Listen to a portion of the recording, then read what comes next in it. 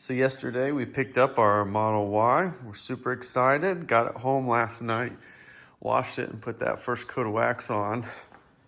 And here it is. White. We have the nice induction wheels, which turned out way better in person than I thought. I was a little worried looking online that they have kind of a matte finish, and I thought that it would look kind of off rather than like a gloss black, but they actually turned out really nice.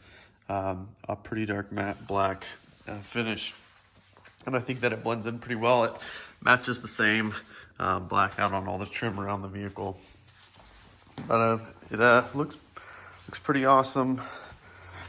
I think that the lift gate is probably the best part.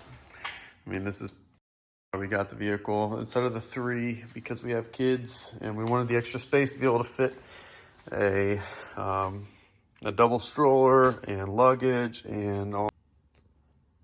There's just so much space in here. It's incredible. You look at the back space, and I will say that the way that this angles on the sides definitely cuts down on cargo space. However, this compartment is the kicker because when you think about it, you can fit a piece of luggage down here and a lot of stuff. Also on the sides, these cubbies are pretty deep as well. But I'm gonna show a video later. I'm gonna compare this to, we have a full-size SUV as well, and I'm curious to see how much cargo space this really has compared to a 3-row with the back seats folded down, big SUV. So I'll do a video on that and just to take a look. But I mean, this really works well for us. We got this so that we could fit double strollers. We could fit all the stuff that you need when you have little kids. If you have small kids of your own, you know how much is required to go around. So when we took delivery, there were only a few things that we noted on ours. I will say the door offset here, certainly the gap, but this being higher than this was probably the best one I've seen in person. I'm sure there's some that are even better.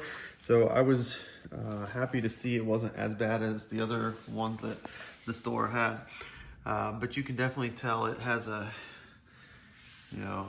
transitioning gap there. The other gaps are okay. There's a couple larger ones, but nothing too crazy. The hood lines up really well, and the trim over here is just a little close. It's rubbing right there, and we have a ding on our pillar, which is unfortunate, but other than that, we don't have any like major scratches or missing trim.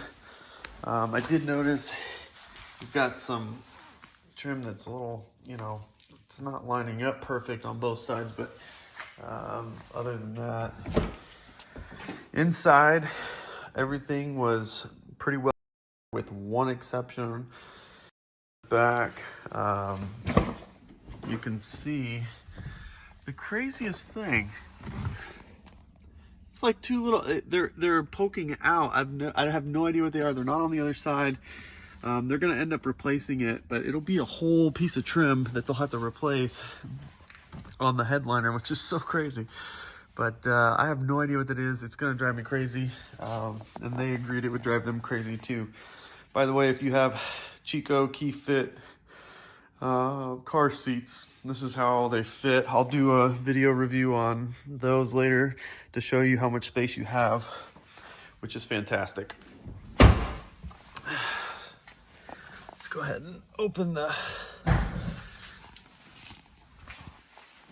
coming around to the frunk. Again, another huge compartment with tons of space. There's just storage everywhere in this car, which makes it deceivingly large in a vehicle, because all you can really see is the footprint of the car.